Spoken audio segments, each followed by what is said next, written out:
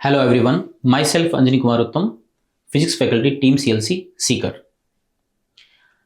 आपकी अपनी सीएलसी आपके सपनों को साकार करने के लिए, आपकी स्टडी को शार्पन करने के लिए पीवाईक्यू सीरीज लेकर आई है, जिसके थ्रू हम जेई एडवांस्ड 2020 टू 2024 के पीवाईक्यूज को सॉल्व करेंगे। और इन पीवाईक्यूज की हेल्प से, इन वीडियोस की हेल्प से आप अपने सब्जेक्ट को इम्प्रूव कर सकते हो। साथ ही साथ हमें चैप्टर वाइज, सब्जेक्ट में जो चैप्टर्स हैं, चैप्टर वाइज टॉपिक्स का आइडिया लगता है कि किस चैप्टर में से कितने क्वेश्चंस आते हैं, वेटेज का पता लगता है, इवन क्वेश्चंस का डिफिकल्टी लेवल का भी हमें आइडिया लगता है। तो डेफिनेटली अगर आप इन पीवाईक्यूज को सॉल्व करेंगे, पीवाईक्यूज को देखेंगे, तो आपकी पढ़ाई में, आपकी स्टडी में काफ़ी इम्प्रूवमेंट होगा। इसी उम्मीद के साथ आइए हम स्टार्ट करते हैं जेई एडवांस्ड पेपर 1 2021। तो आइए क्वेश्चन नंबर 1 से स्टार्ट करते हैं हम।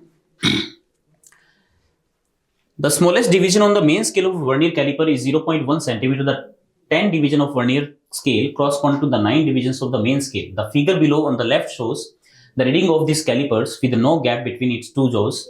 The figure on the right shows the reading with a solid sphere held between the jaws. The correct diameter of the sphere is. तो आपको ये वर्नियर कैलिपर दे रखा है। तो जब दोनों टीथ के बीच में जब कोई स्पेस नहीं होता वर्नियर कैलिपर में आपको पता है, एक तो मेन स्केल होता है और एक वर्नियर स्केल होता है। जब दोनों के बीच में कोई गैप नहीं है तो उस केस में मेन स्केल का 0 और वर्नियर स्केल का 0 कोइंसाइड करना चाहिए टेक्निकली, अगर there is no zero error in the vernier caliper, right. और अगर गैप अगर आ रहा है दोनों के बीच में, that means zero error definitely होगा बेटा। और मेन स्केल का 0 और वर्नियर स्केल का 0, अगर वर्नियर स्केल का 0 थोड़ा सा लेफ्ट साइड में शिफ्टेड है, इसका मतलब वहां पर नेगेटिव जीरो एरर होगा बेटा। तो इसमें ये वाली कंडीशन जो दे रखी है आपको, वो तब है जब दोनों जॉज के बीच में कोई गैप नहीं है। तो यहाँ पर नेगेटिव जीरो एरर है, and this zero error can be calculated. काफी आसानी से अपन कैलकुलेट कर सकते हैं। ये जो गैप आपको दिख रहा है ना, यही नेगेटिव जीरो एरर है बेटा। तो ये हमें ऐड करना है बाद में रीडिंग में, ठीक है, तब जाके आपके पास एग्जैक्ट जो है वो डायमीटर आएगा स्फीयर का। तो अब आप अगर यहां से गौर से देखें तो ये कितना आना चाहिए, उसको अपन सबसे पहले कैलकुलेट करते हैं। देखो, वर्नियर स्केल जो है, मेन स्केल जो है, मेन स्केल के जो 9 डिवीजन जो है वो वर्नियर स्केल के 10 डिवीजन के साथ कोइंसाइड कर रहे हैं, ठीक है। तो ये तो सिंपल जनरल जो वर्नियर कैलिपर वही हो गया, जिसमें मेन स्केल जो है 1 MSD इक्वल्स टू 1 mm बेटा, ओके, 0.1 सेंटीमीटर 1 mm। और 1 VSD जो आएगा यहाँ पर वो 0.9 mm हो जाएगा यहाँ पर, क्लियर। तो अगर आप गौर से देखें तो इस मेन स्केल का ये वाला और वर्नियर स्केल ये वाला ये कोइंसाइड कर रहा है। अब ये कौन सा डिवीजन है देख सकते हो आप, 1 2 3 4 5 6। सो this is 6 times of 1 VSD, मतलब 0.9 mm, okay. And this is 1 2 3 4 5, this is 5 mm, this is 5 mm, right? This is 5 mm and this is 0.9 into 6। तो ये कितना आ जाएगा अपने पास, अगर अपन टेक्निकली बात करें तो 954। तो यहां से अपने पास ये वैल्यू आ जाएगी 5.4 mm। So this is 5.4 mm and this is 5 mm. So the difference between these two lengths is 0.4 mm. So the negative zero error, इसको अगर मैं E से रिप्रेजेंट कर दूं, is of 0.4 mm। अपने पास ये वैल्यू आ चुकी है, इसको अपन साइड में लिख लेते हैं। अब अपन आगे चलते हैं। देखो, जब आपने स्फीयर को रखा तब ये रीडिंग कितनी दे रहा है, देखो गौर से देखना। तो मेन स्केल की रीडिंग है 3.1, ये 3.1 mm ऑलरेडी आ चुका है, राइट। फिर हमें वर्नियर स्केल का ये देखना है कौन सा पार्ट कोइंसाइड कर रहा है। देखो ये वाला पार्ट ही, फर्स्ट ही पार्ट कोइंसाइड कर रहा है। तो इसकी जो रीडिंग आएगी, रीडिंग क्या लिखेंगे, reading of main scale 3.1 plus, ये ध्यान रखना 3.1 सेंटीमीटर हुआ ये, है ना, 3.1 सेंटीमीटर। तो ये 3.1 सेंटीमीटर हो चुका है। अब उसके बाद में वर्नियर स्केल की रीडिंग को हमें कैलकुलेट करना है। तो ये फर्स्ट डिवीजन जो है वर्नियर स्केल का कोइंसाइड कर रहा है, तो 1 इंटू लीस्ट काउंट। इसमें लीस्ट काउंट कितना आएगा, 0.1 mm। लीस्ट काउंट क्या होता है 1 MSD माइनस 1 VSD। तो 1 MSD माइनस 1 VSD करेंगे तो 0.1 mm आएगा अपने पास। तो 1 इंटू 0.1 mm, राइट, 0.1 mm। लेकिन ये सेंटीमीटर में अगर आपने लिखा है तो इसको आप क्या लिखेंगे, 0.01 लिख सकते हो। तो 3.11 सेंटीमीटर, क्योंकि आंसर अपन को सेंटीमीटर में ही देना है यहाँ पर, राइट। तो 3.11 सेंटीमीटर इसकी रीडिंग आ रही है, लेकिन इसमें जीरो एरर भी है, विच इज 0.4 mm। तो 0.4 mm तो इसको ऐड करना पड़ेगा आपको, 0.04 सेंटीमीटर इसमें ऐड कर दीजिए तो अपने पास रीडिंग आ जाएगी 3.15 सेंटीमीटर। सो ये अपने पास फाइनल आंसर आ जाएगा थर्ड ऑप्शन। ठीक है, second question, an ideal gas undergoes a four step cycle as on the figure, PV diagram आपको दे रखा है। During the cycle heat is absorb by the gases. तो इसमें पूछा है कि किस प्रोसेस में हीट एब्जॉर्ब कर रहा है ये गैस, राइट। तो सारे स्टेप्स आपको दे रखे हैं, स्टेप 1 एंड स्टेप 2 में ऐसा हो रहा है या स्टेप 2 या स्टेप 3 में ऐसा हो रहा है, तो इनमें अपन को करेक्ट ऑप्शन देखना है। आइए, तो सबसे पहले अगर मैं स्टेप 1 को देखूं तो आप गौर से देख सकते हो, this is isobaric process, pressure is constant, right. Isobaric process के अंदर क्यू होता है एनसीपी डेल्टा टी, राइट। तो अगर डेल्टा टी पॉजिटिव है तो क्यू पॉजिटिव होगा, और क्यू पॉजिटिव होगा तो सिस्टम हीट को एब्जॉर्ब करेगा, राइट। तो आपको ये देखना है कि टेम्परेचर बढ़ रहा है कि नहीं बढ़ रहा। तो गौर से देखो, तो यहां वॉल्यूम कम है, यहां वॉल्यूम ज्यादा है। आइसोबैरिक प्रोसेस के अंदर V प्रोपोर्शनल टू T होता है। सो V इज इंक्रीजिंग ना, V अगर इंक्रीज हो तो T भी इंक्रीज हो रहा है, इसका मतलब डेल्टा T इज पॉजिटिव, इसका मतलब इस वाले प्रोसेस में हीट एब्जॉर्प्शन होगा। स्टेप 2 में चलते हैं। Step 2 is isochoric process. Isochoric process में Q बराबर NCV डेल्टा T होता है, correct, NCV delta T। But अब डेल्टा T देखना है, देखो NCV डेल्टा T, तो यहां V कांस्टेंट तो T proportional to T, but P is decreasing, P decrease होगा तो T भी डिक्रीज होगा, इसका मतलब डेल्टा T इज नेगेटिव, इसका मतलब इसमें हीट रिजेक्ट होगी बेटा, हीट एब्जॉर्ब नहीं हो रही। चलिए थर्ड प्रोसेस में आइए, again isobaric process but volume is decreasing. Isobaric process P constant, V proportional to T, so if V is decreasing then T will also decrease बेटा, T decrease होगा then delta T is negative, तो इसमें भी heat reject होगी।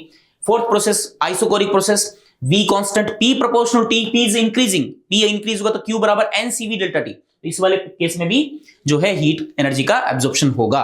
तो मतलब step 1 and step 4 जो है, इन दोनों प्रोसेस के अंदर या इन दोनों स्टेप्स के अंदर हीट एनर्जी का एब्जॉर्प्शन होगा, स्टेप 1 एंड स्टेप 4। तो करेक्ट ऑप्शन क्या आ जाएगा? थर्ड। आइए, N extended object is placed eight point O 10 cm in front of a convex lens L1 and a concave lens L2 is placed 10 cm behind it as shown in the figure. The radius curvature of all the curved surface in the both the lenses are 20 cm. Okay. The refractive index of both the lenses is 1.5. The total magnification of this lens system is, तो आपको object they रखा है बेटा और refractive index भी given है आपको, ठीक है, और रेडियस ऑफ कर्वेचर भी गिवन है। तो आपसे बस ये पूछा है यहाँ पर कि टोटल मैग्निफिकेशन कितना होगा। सिंपल क्वेश्चन है ये, बहुत सिंपल क्वेश्चन है।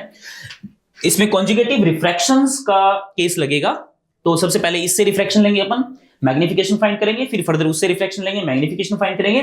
दोनों मैग्निफिकेशंस का मल्टीप्लिकेशन करके आप नेट मैग्निफिकेशन फाइंड कर सकते हो बेटा। तो सबसे पहले लेंस L1 से देखते हैं मैग्निफिकेशन कितना आएगा। तो आप ये देखिए, सबसे पहले इसकी फोकल लेंथ फाइंड करनी पड़ेगी। इसकी focal length f 1/f equals to, इसका रिफ्रैक्टिव इंडेक्स 1.5 दे रखा है बेटा, तो 1.5 माइनस 1 ब्रैकेट 1/r1। देखो दोनों सरफेस का जो रेडियस ऑफ कर्वेचर है आपको गिवन है, विच इज 20 सेंटीमीटर, सेम है। तो 1/20 माइनस 1/20, लेकिन ये माइनस का 20 आएगा क्योंकि इस सरफेस के लिए बात करें तो रेडियस पॉजिटिव, इस सरफेस के लिए बात करें रेडियस नेगेटिव, तो नेगेटिव फिर अल्टीमेटली पॉजिटिव ही हो जाना ये, ठीक है ऐसा। तो ये 0.5, तो 1/f इक्वल्स टू, ये 1/0.5 मतलब 1/2 बच जाएगा, और ये 1/10, ठीक है। तो फोकल लेंथ की वैल्यू अपने पास आ चुकी है 20 सेंटीमीटर।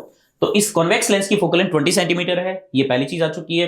अगर मैं कॉन्केव लेंस की बात करूं तो कॉन्केव लेंस के लिए ये वाला पार्ट सेम रहेगा, लेकिन ये वाला पार्ट नेगेटिव हो जाएगा बेटा। नेगेटिव होने का मतलब सेम वैल्यू आएगी बट माइनस का 20 सेंटीमीटर आ जाएगा यहाँ पर, ओके। तो दोनों की फोकल लेंथ हमारे पास आ चुकी है। अब हमने ऑब्जेक्ट रखा 10 सेंटीमीटर पर। सबसे पहले बात करें, इस ऑब्जेक्ट को जब आपने 10 सेंटीमीटर पर रखा तो फोकल लेंथ इसकी 20 सेंटीमीटर है, तो इसके लिए लाइट रे को आप इंसिडेंट कीजिए। इसके लिए अपन फॉर्मूला लगाएंगे 1/v minus 1/u। What is u? u is -10 बराबर 1/f and f is 20 plus 20। तो 1/v इक्वल्स टू, हमारे पास ये वैल्यू आ जाएगी 1/20 माइनस 1/10। 2 से ऊपर नीचे मल्टीप्लाई कर दो तो माइनस का 1/20 मतलब v बराबर आ जाएगा अपने पास माइनस का 20 सेंटीमीटर। इसका मतलब जो इमेज बनेगी फर्स्ट लेंस से वो वर्चुअल बनेगी, और माइनस का 20 मतलब इस तरफ 20 सेंटीमीटर पे इमेज फॉर्म होगी, राइट। मैग्निफिकेशन की अगर मैं बात करूं m1 बराबर v/u, तो माइनस का 20/u, u इज -10, तो इससे कैंसिल आउट होगा तो वैल्यू आ जाएगी 2। तो पहला जो मैग्निफिकेशन आया 2, और ऑब्जेक्ट मतलब इमेज जो बनेगी 20 सेंटीमीटर बनेगी। तो इस रिफ्रैक्शन की जो इमेज है वो कहीं ना कहीं यहां बनेगी बेटा, और ये डिस्टेंस कितनी आ गई? 20 सेंटीमीटर, ठीक है। अब आगे चलते हैं, आ जाओ। इस लेंस पे इंसिडेंट हुआ, अब इस लेंस से ऑब्जेक्ट कौन होगा? इस लेंस के लिए ये वाला होगा जो इसकी इमेज बनेगी वो, और ये 20 ये है, 10 ये है, तो टोटल डिस्टेंस कितनी है यहां से यहां तक? 30 सेंटीमीटर, राइट।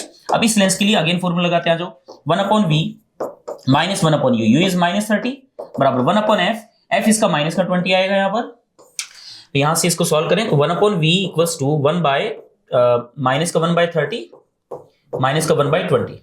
ठीक, दोनों ही नेगेटिव है यहां पर। तो यहां एलसीएम आ जाएगा 60 का, यह आ जाएगा 5 माइनस का, और v की वैल्यू अपने पास फाइनली कितनी आ गई, v बराबर यहां से आ जाएगा आपके पास माइनस का 12।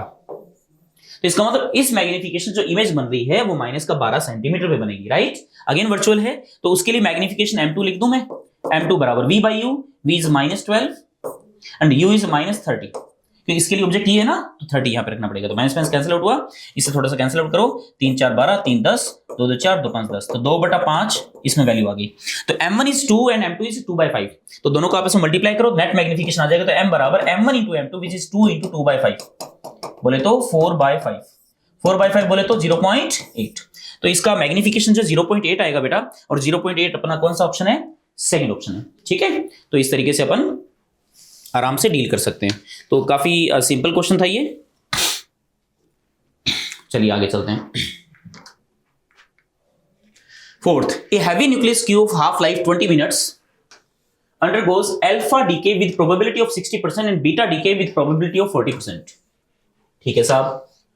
The number of Q nuclei is 1000. The number of alpha decays of Q in the first 1 hour is. तो जो आपको हैवी न्यूक्लियस क्यू दे रखे हैं, ठीक है, बहुत सारे न्यूक्लियाई हैं, टोटल नंबर ऑफ न्यूक्लियाई कितने, 1000 है। हाफ लाइफ टाइम आपको दे रखा है 20 मिनट्स, राइट। तो 1 आवर के अंदर, पहली बात तो हम ये देखेंगे 1 आवर के अंदर कितने पार्टिकल्स बचेंगे।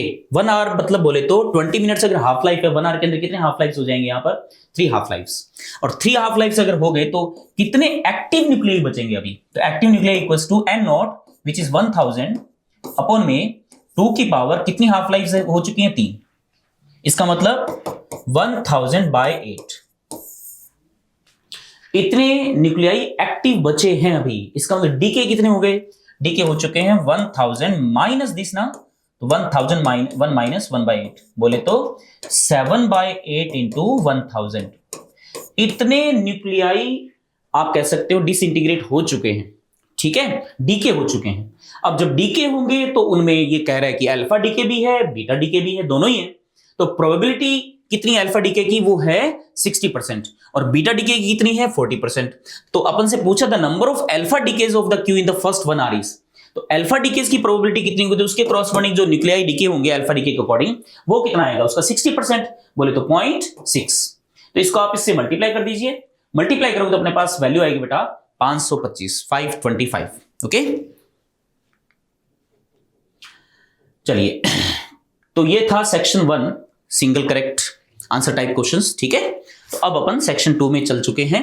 सेक्शन 2 में बेटा numerical value answer type questions हैं। तो चलिए आइए देखते हैं। फर्स्ट क्वेश्चन आपसे पूछा है, a projectile is thrown from point O on the ground at an angle 45 degree from the vertical with a speed of 5√2 meter per second. The projectile at the highest point of its trajectory splits into 2 equal parts. One part falls vertically down to the ground 0.5 second after the splitting. The other part, t second after the splitting, falls to the ground at a distance x meters from the point O. The acceleration to gravity g equals to 10 meter per second square. तो आपसे corresponding value पूछिए, the value of t is।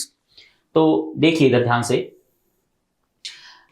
इस particle को आपने जो है project किया, इसकी स्पीड बेटा आपको गिवन है which is 5√2, angle of projection 45 degree ये जाएगा, ठीक है।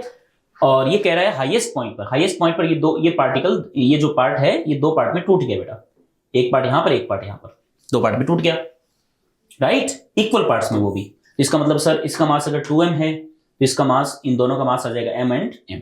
क्लियर। देखो बेटा एक्सप्लोजन हुआ तो ये तो कंफर्म है कि इस सिस्टम का जो सेंटर ऑफ मास है ना, उस पर कोई डिस्टर्बेंस नहीं हुआ है। मतलब सेंटर ऑफ मास की velocity just before explosion, just after explosion same रहेगी। सेंटर ऑफ मास की ट्रेजेक्टरी भी इवन पैराबोलिक रहेगी, उस पर ट्रेजेक्टरी पर कोई फर्क नहीं पड़ने वाला। ये ट्रेजेक्टरी जो मैंने बनाई है ये सेंटर ऑफ मास की बेटा, ठीक है, सेंटर ऑफ मास दोनों का। तो सेंटर ऑफ मास यहां पर भिड़ेगा, क्लियर। लेकिन इसमें थोड़ा सा सावधानी रखनी है हमें। अब ये कह रहा है कि ये वाला जो पार्ट है, एक पार्ट जो है वो ग्राउंड पे गिरता है, ठीक है, falls vertically down to the ground, और जब ये ग्राउंड तक पहुंचता है तो इसको टाइम लगा साहब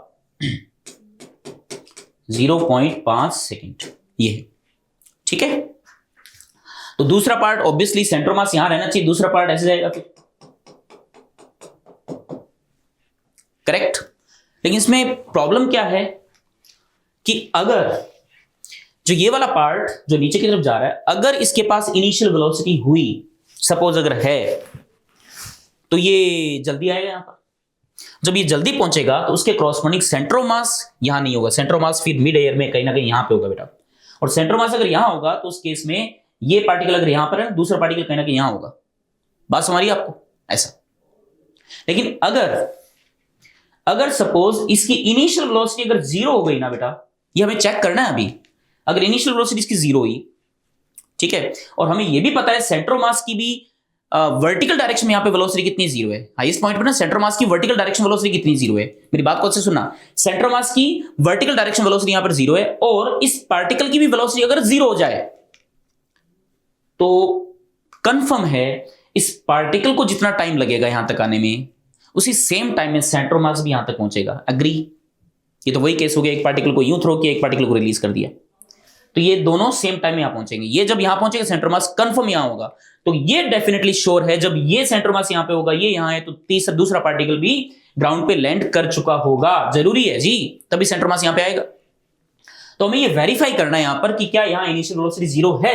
अगर ये 0 हो गई तो फिर खेल खत्म है साहब। तो अब कैसे पता लगाएं सर 0 है कि नहीं है? तो आइए, इसको यहां से यहां तक टाइम 0.5 सेकंड लगा, ग्रेविटी डाउनवर्ड जी है ही खैर, और जब ये हाइट अगर मुझे पता करूं मैं, ये मैक्सिमम हाइट जो है वो कितनी आएगी, तो H max equals to u square sine square theta by 2 g. U आपके पास 5√2 है बेटा, स्क्वायरिंग करेंगे तो कितना आएगा, 25 दूना 50, साइन थीटा 45 है तो 1/√2, 1/√2 का स्क्वायर 1/2, और ये 2 इंटू जी 10, 0 0 कैंसिल आउट हुआ, ये आ गया 5/4। सो ये हाइट अपने पास आ चुकी है 5/4, राइट, 5/4, टाइम भी अपने पास आ चुका है। तो अब अपन इसके लिए इक्वेशन लगाऊंगा बेटा मैं, तो वेलोसिटी मैंने डाउनवर्ड मान ली इसकी, तो हाइट आ चुकी है, इसका डिस्प्लेसमेंट आ चुका है, टाइम भी अपन को दे रखा है। तो आइए चेक करते हैं, s बराबर ut plus half D square, correct. तो s कितना है, ये h के बराबर विच इज 5/4 बराबर u अपन को पता करना है, इंटू में 0.5 प्लस हाफ इंटू a की वैल्यू 10 दे रखी है हमें, एंड t की वैल्यू 0.5 बोले तो 1/2, 1/2 का स्क्वायर 1/4, 2 टू जा, ठीक है, 2 5 जा 10, तो 5/4 आ रहा है यहां पर भी देखो 5/4 है, ये इससे कैंसिल आउट हो गया, इसका मतलब u की वैल्यू 0 आई ना, है ना। तो कितना प्यारा क्वेश्चन ये जेई ने दे दिया देखो। तो यहां पर u की वैल्यू 0 आई, 0 आने का मतलब ये हुआ सेंटर मास की वेलोसिटी वर्टिकल डायरेक्शन 0 है ही खैर, इस पार्टिकल की वेलोसिटी 0 आ गई, दैट मींस दोनों पार्टिकल सेम टाइम में यहां पर ग्राउंड पे स्ट्राइक करेंगे। इसमें सेंटर मास यहां पे होगा। अब आपसे पूछा बताइए, तो t टाइम बाद अगर दूसरा पार्टिकल यहां पे स्ट्राइक कर रहा है तो t की वैल्यू कितनी होगी, ऑब्वियसली 0.5 सेकंड ही होगी इसकी बेटा, ठीक है। तो इसका आंसर क्या आ जाएगा, 0.5 सेकंड। बाकी आप यहां से सॉल्यूशन चेक कर सकते हो बेटा। और the value of x is, तो अपन से एक चीज और देखो, अपन से ये भी पूछा है कि प्रोजेक्शन पॉइंट से जब दूसरा पार्टिकल वहां पर लैंड करेगा, स्ट्राइक करेगा, तो उसकी डिस्टेंस यहां से यहां तक की x है। प्रोजेक्शन पॉइंट से डिस्टेंस कितनी x है, x पूछिए, तो x आराम से आप फाइंड कर सकते हो। अब आप ये देखिए, दोनों का मास आइडेंटिकल एकदम mm, क्योंकि टोटल मास 2m था, तो ये कंफर्म है सेंटर मास मिड में ही होगा। तो ये पूरा r है, रेंज है, तो ये r/2 हुआ बेटा, तो ये भी r/2 होगा, ये r/2 और ये भी r/2, करेक्ट। तो r/2 r/2 r/2 तो कितना आया, 3r/2। सो रेंज इज, मतलब जो x है वो x कंफर्म है 3r/2 के इक्वल होगा। और r कितना होगा बेटा, u square sine 2 theta by g, है ना। तो ये वैल्यू आप आराम से प्लेस कर सकते हो, थीटा की वैल्यू 45 डिग्री और u की वैल्यू कितनी अपने पास 5√2, प्लेस करो, आपके पास आंसर आ जाएगा। So answer of this question, x की वैल्यू जो है बेटा वो आ जाएगी अपने पास 7.5 मीटर, ठीक है। तो ये सिंपल सा क्वेश्चन था। नेक्स्ट क्वेश्चन पे आइए। In the circuit shown below, the switch S is connected to the position P for a long time so that the charge on the capacitor becomes Q1 microcoulomb. तो सबसे पहले आपने इसको P से connect करे रखा, P से, तो इस 1 माइक्रोफेरेड कैपेसिटर पे चार्ज कितना है, Q1 माइक्रोकूलम्ब है। तो चलो Q1 कितना है, Q1 की वैल्यू पूछिए आपसे, Q1 की वैल्यू कितनी, Q1 आराम से अपन फाइंड आउट कर सकते हैं बेटा, सिंपल सर्किट बन रहा है ये। तो इस सर्किट में ये 2 वोल्ट, ये 1 वोल्ट, राइट, इसके क्रॉस पोटेंशियल डिफरेंस कितना आएगा। तो एक काम करते हैं अपन, इसमें नोड मेथड लगा देते हैं, इसका मैं 0 मान लेता हूं यहां पर, ठीक है, बाकी बहुत सारे मेथड है, किससे भी कर सकते हो आप। इसका x मान लिया मैंने पोटेंशियल, ये 0 है तो इसका कितना है 1 वोल्ट। इसको मैंने ऑलरेडी पहले p को ऐसे कनेक्ट कर रखा मैंने, यहाँ 0 तो यहाँ पे कितना है 2, तो यहां से आप आराम से पोटेंशियल डिफरेंस इजीली कैलकुलेट कर सकते हो बेटा। तो यहां से तो करंट पास होगी नहीं, स्टेबल जब हो जाएगा तो x minus 1/1 plus x minus 2/2 equals to 0। ये वाली करंट और ये वाली करंट का सम, मैंने दोनों करंट आउटगोइंग मान ली इस जंक्शन से। यहां तो करंट जाएगी नहीं क्योंकि ये चार्ज हो चुका है कंप्लीटली, तो इधर करंट दोनों करंट का सम कितना होना चाहिए 0 होना चाहिए। तो यहां से आप इसको एलसीएम ले लो, तो 2x minus 2 and plus x minus 2 equals to 0, सही है। तो यहां से कितना आ गया 3x बराबर आ गया 4, x बराबर आ जाएगा आपके पास 4/3 वोल्ट। तो इसका मतलब ये 0 है तो इसके क्रॉस पोटेंशियल डिफरेंस 4/3 वोल्ट आ चुका है। 1 माइक्रोफैराड इसकी कैपेसिटी है, then charge on this capacitor Q equals to C into V, C is 1 micro. तो माइक्रो में ही है, माइक्रो में ही ये दे रखा है वैल्यू, तो माइक्रो छोड़ो, फिर 4/3 माइक्रो कूलम आ जाएगा, correct 4/3 micro coulomb. So 4/3 is 1.33। तो फर्स्ट आंसर जो है मैग्नीट्यूड ऑफ Q इज ये आ जाएगा अपने पास 1.33 माइक्रो कूलम, करेक्ट। अगला पूछो magnitude of Q2 is, Q2 क्या साहब, अब ये कह रहा है कि इसको तो आपने कर दिया था यहाँ पे चार्ज, फिर बाद में इसको इससे कनेक्ट कर दिया बेटा, इससे कनेक्ट कर दिया। अब जो कैपेसिटर जो सर्किट है, सर्किट अगर आप देखें सर्किट वापस वही बनाना पड़ेगा, देखना ये है सर्किट, देखो ये तो कनेक्ट कर दिया ना यहाँ से। अब अगर बस इस तरीके से ये सर्किट कनेक्ट हो गया, ठीक है 2 वोल्ट, ये 1 माइक्रोफैराड, 2 ओम, ये 1 ओम। अब एक बात बताइए, ये तो कैपेसिटर चार्ज हो जाएगा, जब चार्ज हो जाएगा तो कोई करंट पास होगी नहीं, तो करंट केवल ऐसे पास होगी, देखो तो इसका मतलब ये दोनों सीरीज में ऐसे, इसका मतलब इस 1 ओम के क्रॉस जो पोटेंशियल डिफरेंस आएगा, देखो 1 ओम का एक एंड तो यहां से कैपेसिटर कनेक्टेड है, एक एंड यहां से कनेक्टेड है, देखो इसका मतलब कैपेसिटर के क्रॉस जो पोटेंशियल डिफरेंस वो एक्जैक्टली 1 ओम के क्रॉस जो होगा उसके बराबर होगा। 1 ओम के क्रॉस पोटेंशियल डिफरेंस कितना आएगा, करंट फाइंड कर लो, इसमें करंट कितना आएगा 2 रेशन कितना 2 + 1 3, तो इसका मतलब इस पूरे सर्किट में जो करंट पास हो रही है दैट करंट इज 2/3 एम्पीयर आ गई। अब ये सेम करंट इसमें जाएगी तो इसके क्रॉस पोटेंशियल डिफरेंस कितना आएगा 2/3 × 1, तो 2/3 × 1 जो है इसके क्रॉस पोटेंशियल डिफरेंस आ जाएगा। सो V = 2/3 वोल्ट आ गया, ओके। अब 2/3 वोल्ट इसके क्रॉस लग रहा है बेटा, इसका मतलब 1 माइक्रोफैराड पर जो चार्ज आएगा this is Q2 = C × delta V, C is 1 × 2/3, so answer is 2/3 micro coulomb, बोले तो 0.67 माइक्रो कूलम इसका आंसर आ जाएगा बेटा, ठीक है। तो यहां से 0.67 देख सकते हो आप, करेक्ट। तो ये सिंपल, काफी सिंपल क्वेश्चन था ये। आइए नेक्स्ट पैराग्राफ 3। तो दो चार्ज हमें दे रखे हैं, एक तो -q और एक q/√3, और दोनों जो हैं वो अलग अलग लोकेशन पर रखे हुए बेटा, ठीक है। This is -q and this is +q/√3, clear. So इसके कोऑर्डिनेट है 0,0 और इसके कोऑर्डिनेट है 2,0। तो हमें ये कह रखा है कि इस स्पेस के अंदर XY प्लेन में एक सर्कल है जिसकी रेडियस r है, जिसका सेंटर B,0 है। उस सर्कल की पेरीफेरी पर पोटेंशियल ऑलवेज 0 है, V की वैल्यू 0 है, राइट। तो बताइए B और R की वैल्यू कितनी है। तो जैसे मैंने यहाँ पे एक पॉइंट ले लिया x, y, तो x, y की इस Q से -Q से जो डिस्टेंस आएगी बेटा वो √(x² + y² आई, और q/√3 से जो डिस्टेंस है वो कितनी आएगी 2,0, ये x, y है, तो इसकी डिस्टेंस आ जाएगी अंडर रूट में x - 2 का स्क्वायर प्लस y - 0 का स्क्वायर। तो दोनों से डिस्टेंस आ चुकी है। अब दोनों का जो पोटेंशियल है इस पॉइंट पर, वो पोटेंशियल जो है वो 0 के बराबर होना चाहिए, दोनों का सम। तो -q का पोटेंशियल वहां पर कितना आएगा, माइनस का kq अपॉन में डिस्टेंस कितनी आ गई x² + y² बराबर उस q/√3 का पोटेंशियल कितना आएगा k q/√3 प्लस √3, और यहां आ जाएगा अंडर रूट में x - 2 का whole square plus y², right. तो टोटल पोटेंशियल कितना आना चाहिए 0 आना चाहिए, क्लियर। तो kq यहां से आउट हो गया, फिर दोनों को इसको उधर ले जाइए, पॉजिटिव कर दीजिए, स्क्वायरिंग कर दो। स्क्वायरिंग करने के बाद अपने पास वैल्यू बेटा ये आएगी x² + y² बराबर 3, और यहां आ जाएगा अपने पास, इसका भी स्क्वायरिंग कर दो, x² + 4 - 4x और प्लस में y², राइट। इसको थोड़ा सा सेटल कर दो, इक्वेशन बना लो सही से। 3x² - x² कितना आएगा 2x², 3y² - y² कितना आएगा 2y², एंड ये देखो ये 4 की 12 और ये माइनस का 12x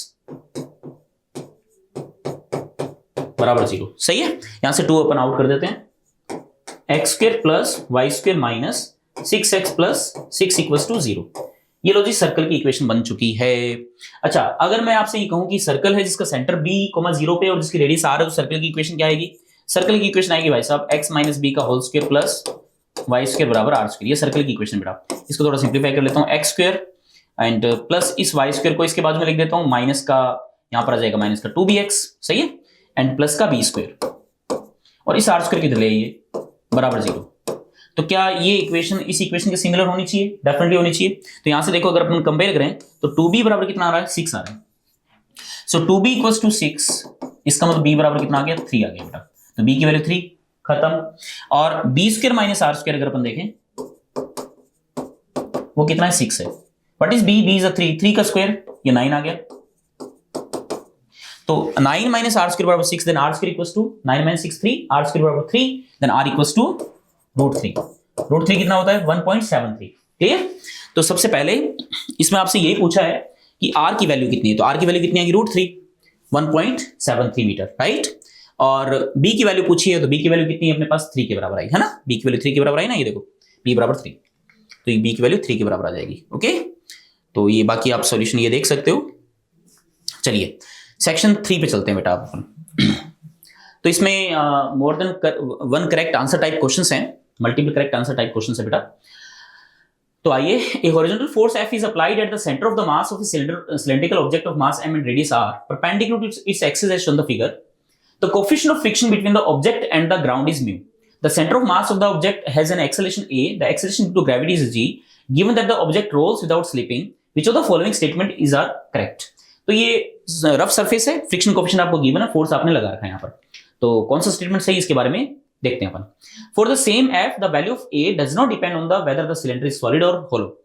देखो बेटा, फोर्स लगाया, रोलिंग कर रहा है, इसका मतलब यहां पर जो फ्रिक्शन लगेगा वो स्टैटिक लगेगा, कंफर्म है, स्लाइड नहीं कर रहा। एफ लगा ही रखा आपने, नॉर्मल लग गया ऊपर की तरफ और mg लग जाएगा नीचे की तरफ, ठीक है।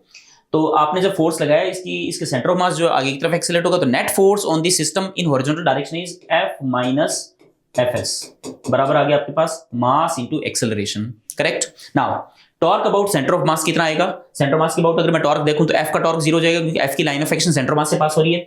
एमजी और एन का भी जो टॉर्क है वो 0 हो जाएगा क्योंकि उनकी भी line of action centre mass से पास हो रही है। लेकिन एफएस का टॉर्क कितना आएगा? FS into R, FS into R equals to I about centre of mass, right. I about centre of mass, उसको मैं लिख देता हूं M K square, K is the radius of gyration, right, into alpha. अब जब ये role करेगा तो ए बराबर अल्फा आर आएगा बेटा। जब रोल करेगा प्योर रोलिंग मोशन तो ए बराबर अल्फा, तो अल्फा की जगह रख सकता हूं ए बाय आर। इस आर को आप चाहो तो यहां ले आओ, तो ये आर यहां जाएगा बेटा। अब इन दोनों को ऐड कर दूं तो एफ एस से एफ एस कैंसिल आउट हो जाएगा। कैपिटल एफ बराबर अपने पास आया एम ए ब्रैकेट में आ जाएगा 1 प्लस के स्क्वायर बाय आर स्क्वायर। तो आप यहां देख सकते हो सिंपली कि जो ए है ना वो ए बेटा के पर डिपेंड कर रहा है यहां पर। और अगर ये सिलेंडर सॉलिड है या होलो है तो उस केस में के की वैल्यू भी डिफरेंट होती है। सॉलिड है तो आपको पता है कितनी होती है, सॉलिड होता है तो मोमेंट ऑफ इनर्शिया mr²/2 होता है, और होला होता है तो mr² होता है। तो के की वैल्यू डिफरेंट है। तो क्या a does not depend on the whether the cylinder is solid और होलो? ना जी, ये गलत हो गया। Second, for a solid cylinder the maximum possible value of a is 2 μg। अपन से पूछा है कि अगर ये सॉलिड सिलेंडर है, राइट, अगर ये सॉलिड सिलेंडर है तो उस केस में मैक्सिमम पॉसिबल वैल्यू क्या आएगी? ए की मैक्स पॉसिबल वैल्यू क्या हो सकती है बेटा? अगर आप बोर्ड से देखो यहां पर, तो यहां अगर ये सॉलिड है, राइट, तो सॉलिड से ही अपन यहां पर यहीं पे ही मैं इसको डील कर सकता हूं। इधर ध्यान देना, इसी इक्वेशन में अगर आप बोर्ड से देखो तो एफएस क्या आएगा उस केस में? मैक्सिमम फ्रिक्शन होगा, एफएस मैक्स होगा, तो उस केस में ए भी क्या होगा? मैक्स होगा। एफएस मैक्स कितना हो सकता है? स्टैटिक फ्रिक्शन फोर्स की max value which is mu S into mg। ये एफएस की वैल्यू बराबर m, सॉलिड है ना, तो सॉलिड है तो m, या यहां डायरेक्टली आप लिख सकते हो i which is mr²/2 into a by r, ठीक है, r स्क्वायर। r स्क्वायर से r स्क्वायर कैंसिल आउट हो गया, m से m कैंसिल आउट हो गया। a की मैक्स वैल्यू कितनी? 2 μsg, और जो कि बता रहा है जी, ठीक है, इसका मतलब सेकंड ऑप्शन भी इसका करेक्ट है। थर्ड देखते हैं, the magnitude of frictional force on the object due to the ground is always μmg। कह रहा है फ्रिक्शनल फोर्स हमेशा μmg के बराबर है, ये तो गलत है ना। वो तो कब होगा? जब वो जस्ट स्लाइड करने के मोड में आने वाला होगा, ठीक है, स्टैटिक फ्रिक्शन की मैक्स वैल्यू होगी तब लगेगा ये, तो ये भी गलत हो गया। For thin walled hollow cylinder a is equal to f/2m। कह रहे थिन वॉल्ड होलो सिलेंडर, इसका मतलब होलो सिलेंडर अगर होगा तो के की वैल्यू बेटा r² के बराबर होती है, आर स्क्वायर के स्क्वायर की वैल्यू आर स्क्वायर के बराबर, तो आर स्क्वायर कैंसिल आउट हो, ये 2 आ गया, 1 + 1 2 ma इंटू 2 बराबर f, then a equals to f/2m, इसका मतलब ये सही है। तो करेक्ट ऑप्शन कौन सा जाएंगे बेटा इसमें, सेकंड एंड फोर्थ। बाकी आप देख सकते हो यहां पर, ठीक है। ओके, नेक्स्ट क्वेश्चन पे चलते हैं हम। A wide slab consisting of two media of refracting index n1 and n2 is placed in air as shown the figure. A ray of light is incident from medium n1 to n2 at an angle theta, where sin theta is slightly larger than 1 by n1. ये ध्यान देना, ये जो theta है उसके corresponding दे रखा है sin theta is 1 upon n1 से स्लाइटली लार्जर है। इसका मीनिंग समझे आप, 1 upon n1, इसका मतलब ये हुआ कि n1 मीडियम का रिफ्रैक्टिव इंडेक्स है और ऊपर एयर मान लूं मैं, तो उस केस में क्रिटिकल एंगल कितना आएगा, साइन थीटा सी बराबर 1 upon n1 आएगा ना, और उससे एंगल ज्यादा है। इसका मतलब अगर क्रिटिकल एंगल से ज्यादा हुआ तो इसका मतलब ऊपर एयर होना चाहिए, n1 ऊपर एयर है, और अगर एंगल साइन थीटा, मतलब साइन थीटा की वैल्यू 1 upon n1 से अगर क्या है, यहां पर कहां गया, sine theta is greater than 1 upon n1, right. तो sine theta c is 1 upon n1। अगर n1 मीडियम दे दिया आपको, वापस देखिए इधर n1 मीडियम दे दिया यहां पर, और इधर एयर है बेटा, ठीक है, तो इसका मतलब ये थीटा सी है, और साइन थीटा सी यहां पर कंफर्म है 1 by n1 होगा, है ना, ग्लेजिंग इमर्जेंस के लिए ये क्रिटिकल एंगल है, और ये कह रहा है साइन थीटा की वैल्यू 1 upon n1 से ज्यादा है। तो इसका मतलब आपको इतना तो पता लग गया होगा, साइन थीटा की वैल्यू अगर 1 upon n1 से ज्यादा है, इसका मतलब angle is larger than critical angle, clear. तो एंगल स्लाइटली थोड़ा सा ज्यादा है। चलिए आगे देखते हैं अब अपन, तो कहां गए, हाँ, तो take the refractive index of air is 1, which of the following statement is are correct. चलिए आगे देखते हैं। फर्स्ट कह रहा है the light ray enters air if n2 equals to n1। अगर n2 और n1 दोनों बराबर है, सीधी सी बात है, दोनों बराबर होंगे तो इसका मतलब इनमें तो कोई रिफ्रैक्शन होगा ही नहीं, लाइट रे सीधी जाएगी, स्ट्रेट चली जाएगी ना, कोई रिफ्रैक्शन ही नहीं होगा। आगे जाने के बाद इसका मतलब ये वाला एंगल भी थीटा ही आया, और दोनों का मीडियम सेम है, n2 और n1 दोनों बराबर ही हुए, और आगे जाने के बाद ये एयर आ गया, और ये वाला एंगल आपको पता है थीटा जो है क्रिटिकल एंगल से क्या है, ज्यादा है, अभी थोड़ी देर पहले मैंने बताया था। तो क्रिटिकल एंगल से अगर ज्यादा हुआ तो क्या लाइट रे बाहर जाएगी, क्या नहीं, लाइट रे का टीआईआर हो जाएगा। Is that clear. इसका मतलब फर्स्ट ऑप्शन गलत हो गया।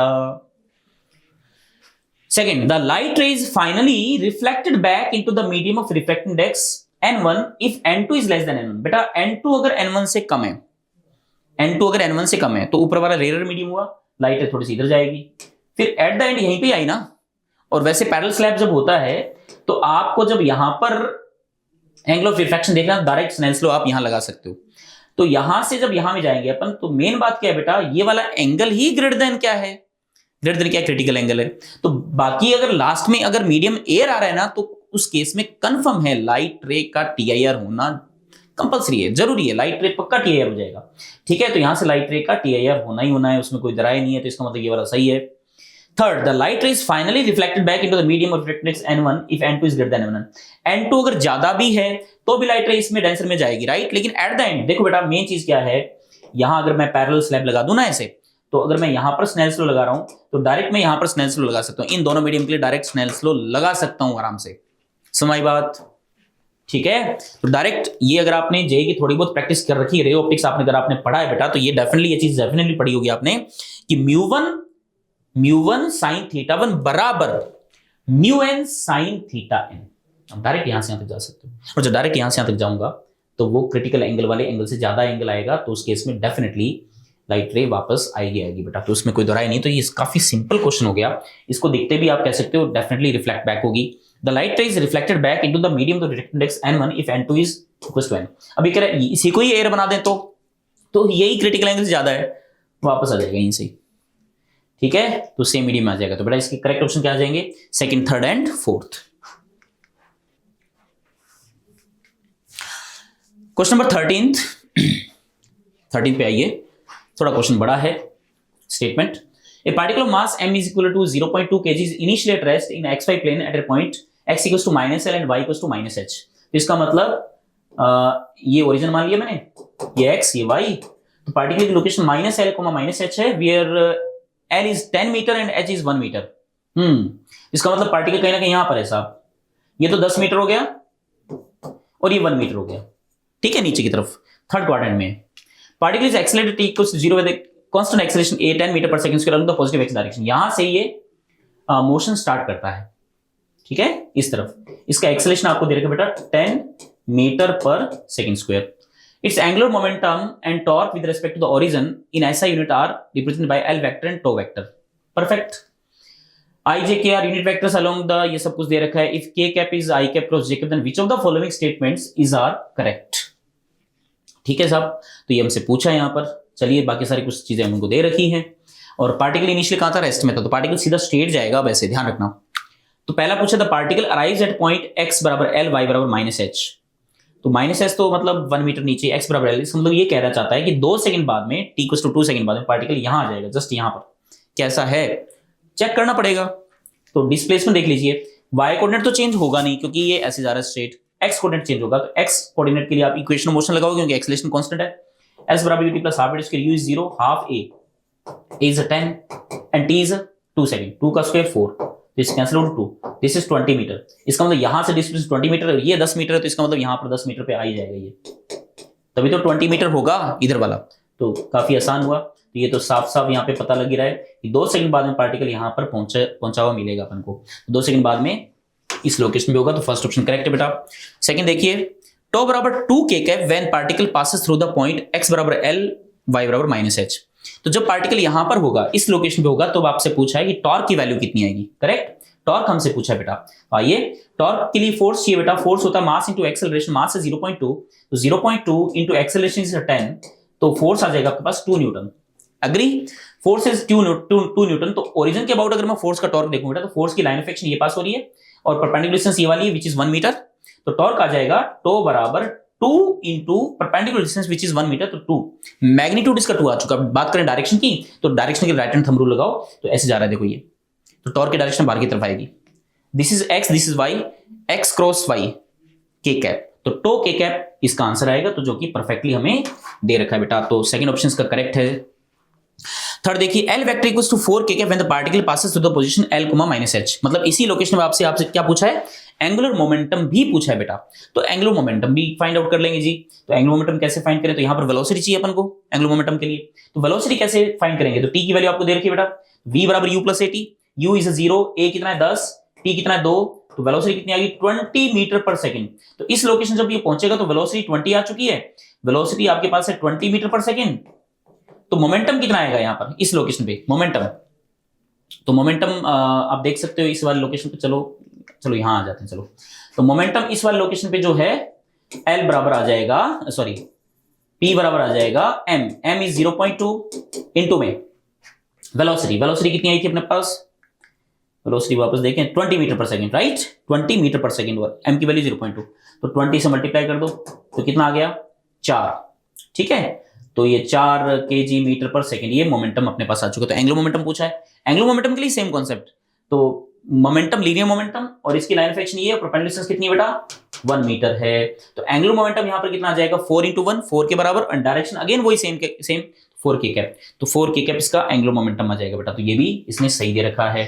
तो 1 2 3 फोर्थ कह रहा है टो बराबर के cap when the particle passes through 0, minus h। 0, minus h कहां पे आएगा, यही तो आएगा ये पॉइंट। और इस वाले पॉइंट पे भी अगर मैं टॉर्क देखूं बेटा, ओरिजिन के अबाउट फाइंड करना है, तो फोर्स तो वही लगेगा m इंटू ए, परपेंडिकुलर डिस्टेंस भी वही है, तो टॉर्क की वैल्यू सेम आएगी ना, टॉर्क चेंज नहीं होने वाला बेटा। टॉर्क तो किसी भी टाइम पर देख लीजिए टॉर्क की वैल्यू सेम आएगी, तो ये वाला गलत हो गया। तो करेक्ट ऑप्शन क्या जाएंगे, फर्स्ट, सेकंड एंड थर्ड। बाकी आप ये आंसर देख सकते हो बेटा। नेक्स्ट क्वेश्चन में चलते हैं अपन। Which of the following statement is are correct about the spectrum of hydrogen atom. Hydrogen atom के लिए हमें करेक्ट स्टेटमेंट देखना है।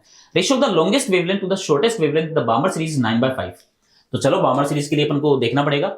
बामर सीरीज के लिए वेवलेंथ क्या आएगी बेटा, 1/λ equals to r divided by constant bracket 1 upon. अब बामर सीरीज, लाइमर बामर के लिए जो लोवेस्ट जो एनर्जी स्टेट होता है उसके लिए नंबर कौन सा होता है ना, प्रिंसिपल क्वांटम नंबर क्या होता है उसके लिए, n बराबर 2 का स्क्वायर 4 माइनस 1 बाय, इसको मैं लिख देता हूं n स्क्वायर, ऐसा मैं लिख सकता हूं। अब इसमें लॉन्गेस्ट वेवलेंथ का मतलब, लॉन्गेस्ट वेवलेंथ लो एनर्जी, और लो एनर्जी के लिए n बराबर 3 से n बराबर 2 में जंप करना है। तो लॉन्गेस्ट वेवलेंथ के लिए अपन लिख देंगे 1/λ बराबर, ये कितना आ गया r 1/4 माइनस 1/3 का स्क्वायर 9। इसको थोड़ा सिंप्लीफाई करें बेटा, 9 माइनस ये 5 आ जाएगा और ये 36 आ जाएगा। 1/λ बराबर r ये आ जाएगा 5 36। ठीक है, ये फर्स्ट इक्वेशन होगी। शॉर्टेस्ट वेवलेंथ के लिए मैक्सिमम एनर्जी, तो उसके लिए n इंफिनिटी चला जाएगा, n इंफिनिटी चला जाएगा तो 1 बाय लैम्डा, ये तो डायरेक्टली अपन कर लेंगे। शॉर्टेस्ट वेवलेंथ मैक्सिमम एनर्जी ना, तो r बाय 4 आ जाएगा। ये सेकंड इक्वेशन आ गई, करेक्ट। तो यहां से आपको इनको रेशियो लेना है बेटा, लॉन्गेस्ट टू शॉर्टेस्ट। इसका मतलब इसमें इसको डिवाइड कर देना है, तब इसमें इसको डिवाइड करें अपन, तो lambda L by lambda S. ठीक है, तो इसमें इसको डिवाइड करेंगे तो r बाय 4 में उसको डिवाइड करेंगे तो 36 ऊपर चला जाएगा। ठीक है, तो ये 4 आएगा यहां पर, 36 ऊपर चला गया और 5 आ गया। 9/5 जो है वो इसकी वैल्यू आ जाएगी, तो वो ये कह ही रहा है, तो फर्स्ट ऑप्शन इसका करेक्ट है बेटा। चलिए सेकंड देखते हैं। There is an overlap between the wavelength ranges of Balmer and Paschen series. Overlap होता है क्या? ओवरलैप कभी भी नहीं होता भाई साहब, वेवलेंथ अलग अलग ही होती है बेटा, ओवरलैप किसी भी हालत में नहीं होता। सेकंड गलत है। The wavelength of Lyman series are given by 1 + 1 by m square lambda naught, where lambda naught is the shortest wavelength of the Lyman series and m is N integer. तो Lyman series के लिए एक बात सुनिए बेटा, Lyman series के लिए जो मिनिमम आप कह सकते हो प्रिंसिपल क्वांटम नंबर जहां से इलेक्ट्रॉन का ट्रांजिशन होता है, एन मिनिमम की वैल्यू 1 होती है। तो उसके लिए वेवलेंथ की अगर मैं बात करूं ना, तो वेवलेंथ का फॉर्मूला ये आ जाएगा 1 बाय लैम्डा आर, यहां आ जाएगा आपके पास 1 माइनस एन स्क्वायर। ठीक है, और ये कह रहे हैं lambda naught shortest wavelength. Shortest wavelength की बात करें तो of Lyman series and m is N integer. ठीक है साहब, तो शॉर्टेस्ट वेवलेंथ के लिए एन की वैल्यू तो इनफाइनाइट होगी, तो आर इक्वल्स टू कितना आएगा 1 by lambda shortest, lambda naught shortest है तो 1 by lambda naught is R, 1 by lambda naught is R, then R equals to 1 by lambda naught, so this is 1 by lambda naught. ये equation बन जाएगी आपके पास। इसको LCM लेंगे अगर अपन यहां से एलसीएम ले तो अपने पास लैम्डा बराबर कितना आ जाएगा बेटा, लैम्डा नॉट ये एन स्क्वायर आ गया और नीचे आ गया एन स्क्वायर माइनस 1। इस तरीके से सेटल कर सकते हैं अपन। ठीक है, एंड फर्दर अगर अपन चाहें तो क्या इस फॉर्मेट में कन्वर्ट कर सकते हैं अपन, तो एक काम करते हैं -1 + 1 कर देता हूं मैं, तो लैम्डा बराबर कितना आ जाएगा अपने पास, लैम्डा नॉट इसे डिवाइड करो 1 + 1 बाय एन स्क्वायर माइनस 1, ये वैल्यू आई है। अब यहां एन की वैल्यू अगर 1 रखूं, ये कह रहा है एम इज एन इंटीजर, अगर एन की वैल्यू 1 रखूं तो ये 0 आ रहा है, राइट। 1 नहीं रखनी है अपन को, यहां पर 1 रखते तो गड़बड़ हो जाएगा सारा, 1 से ग्रेटर होना चाहिए। 2 रखूं, 2 to 4, 4 - 1 3, तो 3 आ रहा है। फिर 3 रखूं तो 3 का स्क्वायर जो है वो 9 आ जाएगा, 9 - 1 8 आ रहा है ना, तो यहां पर फिर नेक्स्ट नंबर 8 आएगा। 3 8 ये नंबर सारे हैं। M is N integer, integer कौन सा है वो अपन को स्पेसिफाई नहीं कर रखा है इसने, तो हम ये नहीं कह सकते कि यहां पर जो है ये पूरी तरह से करेक्ट है। ओके, तो एम इज एन इंटीजर मतलब एम की वैल्यू सारी पॉसिबल है, फिर 1 2 3 4 सारी पॉसिबल है, तो वो गलत हो जाएगा यहाँ पर। The wavelength range of the Lyman and Barmer series do not overlap, ये सही बात है। तो फर्स्ट एंड फोर्थ ऑप्शन जो है वो इसके करेक्ट ऑप्शन हैं। वहां पर एम स्क्वायर जो है, एम इज एन इंटीजर बोल दिया इसने, 1 2 3 4 ये लिखना चाहिए था, बाकी ये नहीं भी लिखा तो भी हम इसको कंसीडर करेंगे, तो फिर उस केस में फिर ये ऑप्शन पॉसिबल नहीं होगा बेटा। तो करेक्ट ऑप्शन क्या आ जाएंगे, फर्स्ट एंड फोर्थ। आइए नेक्स्ट क्वेश्चन पे चलते हैं। A long straight wire carries a current I equals to 2 ampere. A semicircular conducting rod is placed beside it on the two conducting parallel rails of the negligible resistance. Both the rails are parallel to the wire. The wire, the rod and the rails lie in the same horizontal plane as shown in the figure. The two ends of the semicircular rod are at distance 1 centimeter and 4 centimeter from the wire. At t equals to 0, the rod starts moving on the rails with speed 3 meter per second. See the figure. Okay. Resistor 1.4 ohm and capacitance for 5.0 microfarad are connected in the series between the rails at time t equals to 0. C naught is uncharged. Which of the following statements are correct? Mu naught is given and take ln2 is 0.7. तो ये question हमसे पूछा है। अब देखिए, the maximum current through R is this. ये देखो semi circular wire है बेटा।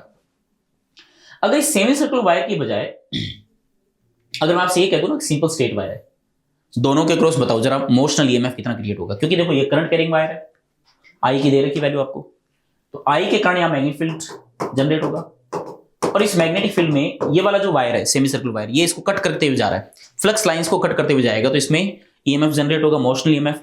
तो मोशनल ईएमएफ की वैल्यू अगर आपको पता है तो आप इस क्वेश्चन को कर पाओगे। वो कैसे फाइंड करें सर, आइए, तो इसमें थोड़ा सा कैलकुलेशन है बेटा। अगर टेक्निकली मैं अगर आपको बताऊं, यहां पर देखो हमारा मेन टारगेट क्या है इस क्वेश्चन में, देखो सबसे पहले मैं क्या करूंगा, इस वायर में मोशनल ईएमएफ फाइंड करूंगा, ठीक है। तो एक सेल बन जाएगा एक तरीके से। तो वो सेल बनने के बाद, अब जैसे अगर टेक्निकली बात करें तो यहां पर वायर यूं जा रहा है ना ऊपर, फील्ड अंदर की तरफ है, वेलोसिटी इधर, फील्ड अंदर की तरफ, V cross B, V velocity ऊपर अंदर, V cross B, V cross B, तो करंट की डायरेक्शन जो आएगी ना वो ऐसे आएगी, ऐसे ऐसे सेल बनेगा। तो अब जब ऐसे सेल बनेगा यूं, रेजिस्टेंस आर, सी एंड ये ईएमएफ, हमारा मेन टारगेट ईएमएफ कैलकुलेट करना, वो मैं आपको भी बताता हूं। ई जब अपने पास आ जाएगा तो आपसे पूछा मैक्सिमम करंट बताओ आर में कितनी है। बेटा देखो, मैक्सिमम करंट का मतलब ये हुआ जब कैपेसिटर जब फुली चार्ज हो जाएगा ना तब तो कोई करंट पास ही नहीं होगी। तो इसका मतलब मैक्सिमम करंट का कहने का मतलब ये हुआ जब कैपेसिटर इनिशियली अनचार्ज था, तो जैसे ही आपने मूव करवाना स्टार्ट किया ना, उस केस में कैपेसिटर पे चार्ज जीरो होगा, कैपेसिटर पे चार्ज जीरो होगा तो रेजिस्टेंस में फ्लो होने वाले करंट भी क्या होगी उसके केस में मैक्सिमम। तो मैक्सिमम करंट जो होगी ना बेटा यहां पर I equal to E by R के इक्वल होगी, ओके, ई बाय आर। और ये कह रहे maximum charge on the capacitor, ये भी पूछा है। तो मैक्सिमम चार्ज की बात करें, जब मैक्सिमम चार्ज कब होगा, जब ये कैपेसिटर फुली चार्ज हो जाएगा, और जब कैपेसिटर फुली चार्ज हो जाएगा तो करंट पास नहीं होगी, करंट जीरो। तो करंट जब इस रेजिस्टेंस में पास ही नहीं होगी, इसका मतलब कैपेसिटी के क्रॉस जो पोटेंशियल डिफरेंस है ना वो एक्जैक्टली ई के बराबर आ जाएगा। तो मैक्सिमम चार्ज कितना आएगा, क्यू बराबर सी इंटू ई। सी की वैल्यू दे रखी है, आर की वैल्यू आपको दे रखी है, तो यहां पर मेन टारगेट अपना क्या है, ई को कैलकुलेट करना साहब। ई को कैसे कैलकुलेट करें, ई को कैलकुलेट करने के लिए देखो जरा गौर से देखना इधर, ठीक है। तो ई को कैलकुलेट करने के लिए अपने अगले स्पेस में चलते हैं। देखो अब यहां पर चलो मैं थोड़ी हेल्प करता हूं, यहां पर आइए, आपको डिस्टेंस वगैरह गिवन है 1 सेंटीमीटर 4 सेंटीमीटर, ये डिस्टेंस वगैरह गिवन है, इसकी लेंथ यहां पे आई जाएगी, इस करंट का मैग्नेटिक फील्ड यहां पे आ जाएगा। देखो इधर इस वायर के कारण यहां पे ये वायर है बेटा, मैंने अभी थोड़ी देर पहले बताया सेमी सर्कल लो या straight wire low doesn't matter, कोई फर्क नहीं पड़ेगा बेटा, सेम वैल्यू आएगी यहां पर। तो ये मान लीजिए डिस्टेंस ए है यहां पर, ठीक है, और ये डिस्टेंस है बेटा बी यहां तक, ठीक है। तो मैंने क्या किया, यहां से एक्स डिस्टेंस पर एक छोटा सा एलिमेंट लिया, इस एलिमेंट की लेंथ dx, इसकी वेलोसिटी कितनी है v, तो इस एलिमेंट के अक्रॉस ईएमएफ जनरेट होगा, that EMF is de equals to magnetic field of this wire at this position, velocity of this element v into length of this element dx, dv dx. What is the magnetic field at this location due to this wire is mu naught I upon में 2 pi x, तो ये value रख देंगे अपन, तो b is equal to mu naught I upon में 2 pi x, ठीक है, और v यहां आ गया और dx यहां आ गया। देखो ये EMF आ चुका है इस छोटे से एलिमेंट पर, तो इस यहां से लेके यहां तक अगर मुझे EMF कैलकुलेट करना हो तो क्या करना पड़ेगा, इंटीग्रेट, x की लिमिट लगेगी a to b लगा देता हूं मैं, तो यहां से आपके पास EMF की वैल्यू आ जाएगी equals to mu naught I V upon में 2 पाई 1 अपॉन एक्स का आ जाएगा log x, upper limit is b, lower limit is a, log b by a। ये देखो आपके पास वैल्यू आ चुकी है, क्लियर। तो आई थिंक आपको ये समझ में आ गया होगा। तो E आपके पास आ चुका है, तो अब आपको करंट चाहिए, तो देखो करंट की वैल्यू देखो, I max is E by R and what is E, mu naught I V, this is I right, I V upon में 2 pi log b by a। तो ये सारी वैल्यूज आप रख सकते हो, what is A is 1 centimetre 4 centimetre जो भी गिवन था वो रख सकते हैं आप, रख करके आप ई की वैल्यू फाइंड करो, ई में आर को डिवाइड करोगे तो आपके पास करंट की वैल्यू आ जाएगी बेटा which is 1.2 × 10⁻⁻⁶ ampere, and charge की वैल्यू अगर आपको फाइंड करना है सी इंटू ई, वो भी मैंने थोड़ी देर पहले आपको बताया था, देखो वहां पर, ठीक है। तो यहां से वैल्यू रख करके आप चार्ज की वैल्यू भी फाइंड कर सकते हो बेटा, तो इसका करेक्ट ऑप्शन जो है फर्स्ट एंड थर्ड आ जाएंगे, ठीक है, फर्स्ट एंड थर्ड। चलिए आइए नेक्स्ट क्वेश्चन में चलते हैं। A cylindrical tube with its base as shown on the figure is filled with water. It is moving down with a constant acceleration a along a fixed inclined plane with an angle theta equals to 45 degree. P1 and P2 are pressures at points 1 and 2 respectively located at the base of the tube. Let beta equals to P1 minus P2, okay, by rho GD. Rho GD. D is the diameter, right? D is the diameter. Where rho is the density of the water, d is the inner diameter of the tube, and g is the acceleration to gravity. Which of the following statements are correct? कौन सा statement सही है वो हमें पता करना है यहाँ पर। तो सबसे पहला अपन से पूछा है इसने कि बीटा बराबर जब 0 है, ओके, जब a बराबर g बाय √2 है। एक चीज देखिए, बहुत प्यारा क्वेश्चन है ये, this length is a d, right.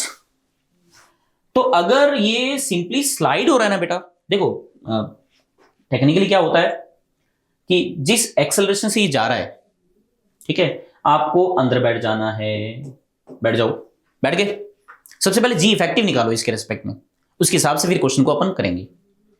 तो अगर ये पहला कह रहा है जी बाय √2 से जा रहा है सपोज, और एंगल भी 45 डिग्री है, तो जी बाय √2 से अगर इधर जाएगा, बाकी अगर अपन देखें यहां पर ग्रेविटी डाउनवर्ड एक्ट कर रही है, जी के भी कंपोनेंट लूं तो जी नीचे लग गया, जी का ये वाला कंपोनेंट इधर की तरफ, एक कंपोनेंट इधर की तरफ बेटा, तो जी साइन 45 मतलब g by root two and g cos 45 मतलब g by root two. Correct. ये थोड़ा डायग्राम उनको बनाना पड़ेगा यहां पर। इस फोटो को मैं एक बार यहां बनाता हूं बेटा, ठीक है। चलो इधर ध्यान दो एक बार जरा, इस डायग्राम पे एक बार आप फोकस करना। तो ये वेसल ऐसे रखा है आपने, ठीक है, और अगर ये इस तरफ जा रहा है जी बाई रूट टू से, इसका मतलब तो ये हुआ जी साइन थीटा, मतलब स्लाइड हो रहा है एक तरीके से। तो आपने क्या करना है, आपने अंदर बैठना है इसमें, ठीक है।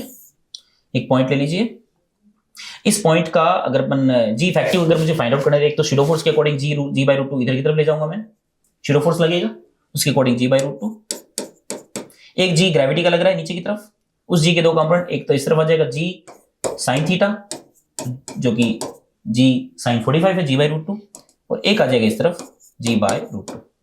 क्लियर। ये दोनों तो कैंसिल आउट हो गए साहब, ये दोनों कैंसिल आउट हो गए, तो जी बाई रूट टू इस तरफ आ रहा है, इसका मतलब इफेक्टिव एक्सेलेरेशन इस तरफ आ रहा है। तो इफेक्टिव एक्सेलेरेशन या जी इफेक्टिव जिस तरफ होता है ना उसके परपेंडिकुलर सरफेस बनती है। सरफेस ऐसे बनेगी बेटा, देखो ऐसे पैरेलल, एग्जैक्टली पैरेलल इसके, यूं इसके परपेंडिकुलर ऐसे,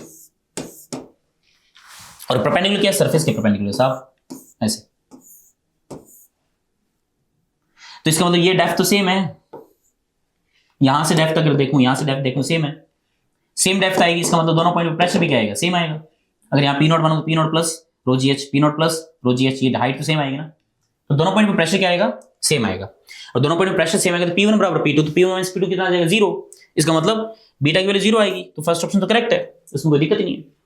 अगला कह रहा है कि अगर बीटा, ये तो गलत हो गया जी बाई रूट टू वाला, तो ये सेकंड वाला। तो थर्ड कह रहा है बीटा बराबर root two minus one by root two even A equals to G by two. हाँ ये देखना पड़ेगा अपन को कि अगर ए बराबर जी बाई टू है तो उस केस में बताइए जो है इन दोनों पॉइंट में जो प्रेशर का डिफरेंस है वो डिफरेंस कितना आएगा बेटा। तो एक काम करता हूं मैं, पहले इसको इरेज करता हूं, आइए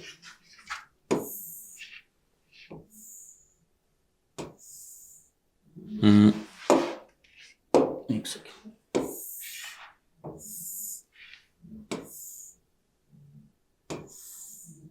ठीक है ऐसा,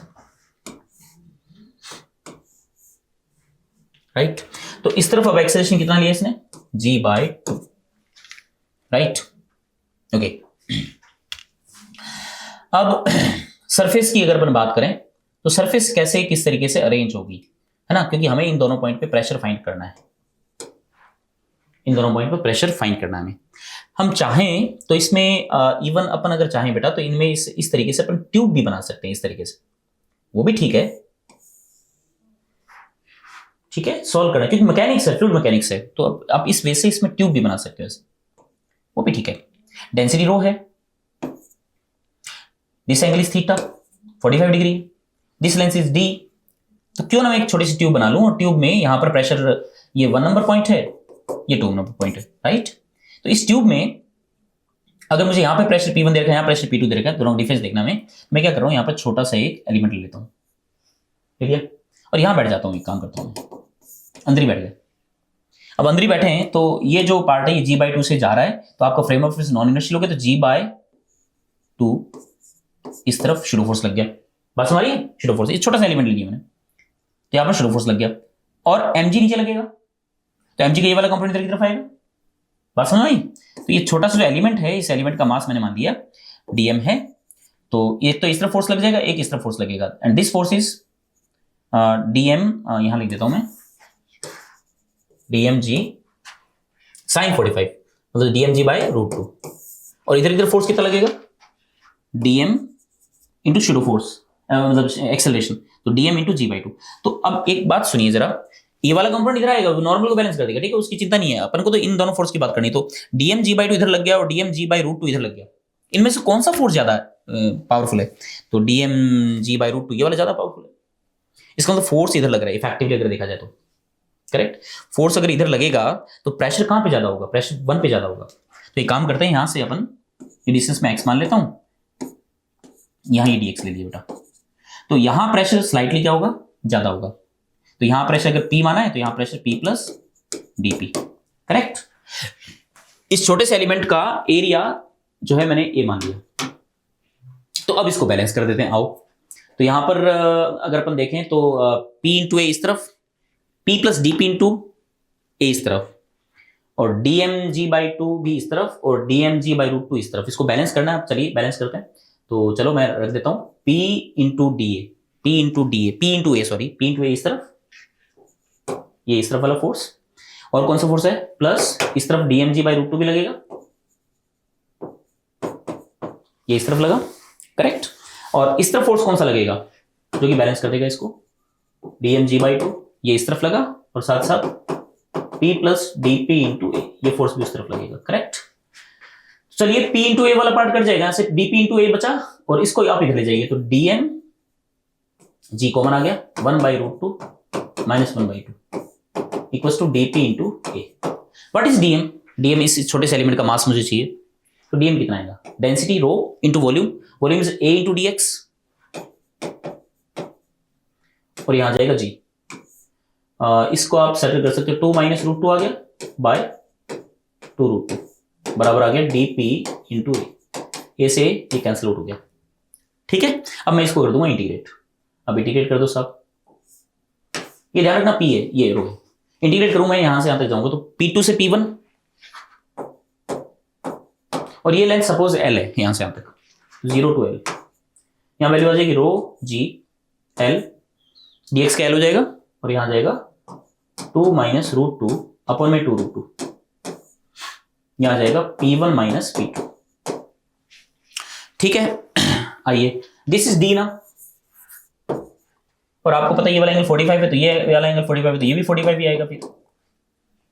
तो अगर ये D है तो ये कितना आएगा, √2L आएगा, ठीक है। सो सॉरी, अगर ये D है तो ये √2D आएगा, √2D L की वैल्यू, तो ये वैल्यू रख देते हैं।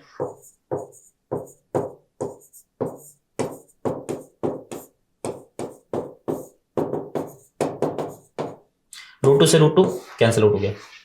चलो अब चेक करते हैं आंसर क्या आएगा। तो हमसे पूछा है कि जब a की वैल्यू G/2 के बराबर है, ओके, तो beta what is beta, P1 minus P2 upon में रो GD, देखना बीटा, आइए P1 माइनस P2 अपॉन में रो GD, रो GD को आप डिवाइड में ले जाओ बेटा इसको, this is beta, so beta is 2 minus √2, 2 minus √2/2, 2 minus √2/2 आ रहा है ना, 2 भी बच रहा है ना, ये वैल्यू आ रही है बेटा, ओके, 2 माइनस √2/2। अब इसको थोड़ा सेटल करना है अपन को, सेटल हम कर सकते हैं इसको चाहे तो, माइनस में है ये, तो आप चाहो ना तो इसमें एक काम करो ना, √2 का डिवाइड कर दो, √2 को डिवाइड कर दो, तो ऊपर √2 बच जाएगा, ठीक है। इसमें √2 माइनस 1/√2, सेम वैल्यू, ये और ये वैल्यू दोनों सेम है, कोई अलग नहीं है अगर आप गौर से देखो तो, क्योंकि √2/√2 1, 2/2 1, माइनस √2/2 इज 1/√2, 1/√2, सेम ही तो है, अलग नहीं है बेटा। इसका मतलब ये जो ऑप्शन है थर्ड ऑप्शन, ये भी करेक्ट हो जाएगा। तो फर्स्ट एंड थर्ड हमने सॉल्व कर लिया यहाँ पर। तो आई थिंक आपको समझ में आ गया होगा, थोड़ी सी मैकेनिक्स लगानी है, फ्लूइड मैकेनिक्स, और सिंपली ये क्वेश्चन आराम से कर सकते हो आप। चलिए अब हम आ चुके हैं सेक्शन 4 पर, जिसमें इंटीजर टाइप क्वेश्चन है बेटा, नॉन नेगेटिव है। फर्स्ट क्वेश्चन आपका पूछा है यहाँ पर, alpha particle mass 4 AMU and A singly charged sulphur ion mass 32 AMU, ठीक है, सिंगली चार्ज्ड, इसका मतलब सल्फर आयन है, प्लस का हम चार्ज ले लेंगे इस पर, are initially at rest, they are accelerated through a potential V, okay, and then allowed to pass into a region of uniform magnetic field, which is normal to the velocity of the particles. Within this region, the alpha particle and sulfur ion move in the circular orbits of radii RF and RS, the ratio of RS and R alpha. बहुत simple question है देखो। तो सबसे पहले तो same potential difference से आपने accelerate किया है इनको, ठीक है। तो रेडियस कितना आएगा बेटा, मैग्नेटिक फील्ड के अंदर रेडियस आएगा R बराबर mv/qb। What is mv? mv is a momentum, momentum होता है अंडरवुड में 2m काइनेटिक एनर्जी, ये भी ठीक है। और काइनेटिक एनर्जी मतलब चार्ज पार्टिकल को अगर आपने एक्सेलरेट किया बेटा किसी पोटेंशियल डिफरेंस से, तो कितना आएगा, काइनेटिक एनर्जी कितना आएगा, Q into V, V is the potential difference upon में QB, करेक्ट। तो यहां से आप ये रूट Q को सेटल कर सकते हो। तो यहां पर अपने पास वैल्यू देखो कितनी आई, 2mv रूट Q और ये B स्क्वायर आ गया, ये वैल्यू आई अल्टीमेटली, ठीक है। अब इन दोनों में अपन को रेशियो देखना है RS बाय R अल्फा। चलिए वैल्यू प्लेस करते हैं। सबसे पहले अपन बात करेंगे अंडर रूट में रहने देते हैं। 2 सल्फर आयन का मास कितना है 32 AMU, 32 में रहने दो। पोटेंशियल V, तो दोनों को ही सेम पोटेंशियल डिफरेंस से एक्सलेट की, तो कोई दिक्कत ही नहीं है। अपॉन में Q, सल्फर आयन का चार्ज मान लीजिए E है, ठीक है, और मैग्नेटिक फील्ड भी सेम है तो B स्क्वायर। चलो अब डिवाइड में R अल्फा की वैल्यू रखनी है 2m मास कितना है अल्फा पार्टिकल को 4 AMU इंटू में V, और चार्ज कितना है बेटा अल्फा पार्टिकल पे प्लस 2e, ठीक है 2e और B स्क्वायर। अभी देखो कुछ नहीं बचा, सिंपल कैलकुलेशन है। तो यहां से देखो e B square cancel out हो गया, V से V कैंसिल आउट हो गया, 2 से 2 कैंसिल आउट हो गया जी। और यहां से देखो ये 2 2 4 16 का अंडर कितना आ जाएगा बेटा 4, तो इसका आंसर आ जाएगा 4, ठीक है। तो सिंपल क्वेश्चन है, काफी इजी क्वेश्चन था ये। आइए नेक्स्ट क्वेश्चन पे चलते हैं। A thin rod of mass m and length A is free to rotate in horizontal plane about a fixed vertical axis passing through point O. Okay? ध्यान रखना रॉड का मास m दे रखा है, लेंथ a बेटा, ये रॉड दे रखी है आपको, ठीक है। यहां पर एक रॉड है ये वाली, इस रॉड की लेंथ कितनी गिवन अपन को a, और मास बेटा कैपिटल M, ये भी ध्यान रखना है। ओके, अबाउट रोटेट हो रही है। A thin circular disc of mass m and radius a by 4 is pivoted on this rod with the center at a distance a by 4 from the free end. एक second. A thin circular disc of mass m and radius a by 4 is pivoted on this rod with the center at a distance a by 4 from the free end so that it can rotate freely about its vertical axis. हाँ, ये ध्यान रखना है जी आपको, a यहां तक है बेटा, और a by 4 पर यहां पर आपने इस डिस्क को पिवोट कर रखा है। Assume that both rod and the disc have uniform density and they remain horizontal during the motion.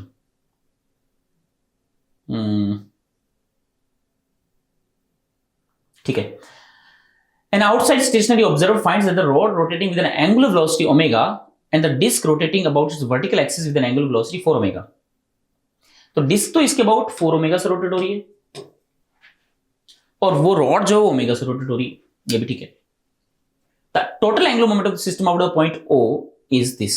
The value of n is, n की वैल्यू पूछी है, ये रहा है। तो इस टर्म में आंसर अपन को फाइंड आउट करना है। परफेक्ट, चलिए अब देखो कैसे कैलकुलेट करते हैं। सबसे पहले तो बेटा इस पॉइंट O के अबाउट मुझे रॉड का एंगुलर मोमेंटम निकालना है, तो आराम से आ जाएगा। रॉड का एंगुलर मोमेंटम कितना आएगा यहाँ पर, रॉड का मोमेंटम एंगुलर मोमेंटम आ जाएगा about this axis I moment of inertia into omega. तो रॉड का इस एक्सिस के अबाउट मोमेंट ऑफ इनर्शिया कितना आएगा ml square by 3, correct, ml square by 3। L की बजाय A लिखना था मुझे यहाँ पर, चलो यहाँ लिख देता हूँ मैं। देखो m mass m, A length है इसकी, तो a square by 3 into angular velocity is omega.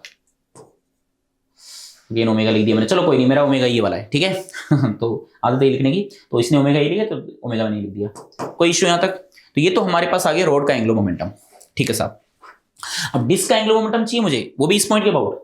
तो डिस्क का एंगुलर मोमेंटम इस पॉइंट के अबाउट कितना आएगा, डिस्क के सेंटर मास का एंगुलर मोमेंटम, क्योंकि जब आप इस रॉड को घुमाओगे तो डिस्क का जो सेंटर है वो भी तो चल रहा है, उसकी ट्रांसलेशन मोशन नहीं है सेंटर मास की, और साथ साथ वो घूम भी रहा है।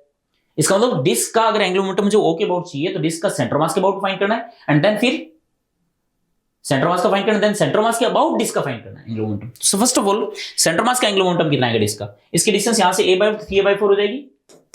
So this distance is 3a/4।